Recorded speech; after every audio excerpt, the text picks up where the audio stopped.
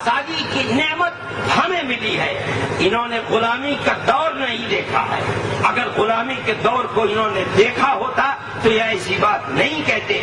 آزاد ہیں، ہم ایک آزاد قوم ہیں۔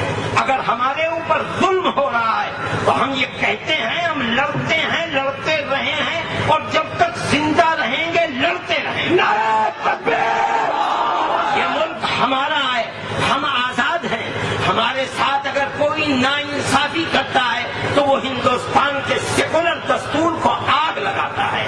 ہم اس ملک کے رہنے والے ہیں، اس ملک کے اندر ہماری قربانیاں سب سے زیادہ ہیں۔ آج طاقت کے نشے کے اندر جو لوگ ناانصافی کر رہے ہیں آج وہ ذلیل و خوار ہیں اور اس سے زیادہ انہیں کل کو ذلیل و خوار ہونا پڑے گا۔ حقیقت سے پردہ اٹھے گا، اس لیے کوئی گھبرانے کی چیز نہیں ہے۔ مسلمان کہیں ختم تھوڑے، ارے بھائی مسلمان دنیا کے اندر ختم ہونے کے لیے نہیں آیا۔ مسلمان 1400 سال سے اسی نشیب و فراز کے اندر زندہ ہے۔ حالات کو دیکھو، تاریخ کو دیکھو، زمانہ نبوت سے لے کر آج تک دنیا کے اندر اسی طرح تلاطم اور موجیں اٹھتی رہی ہیں، لیکن مسلمان ختم تو نہیں ہوا۔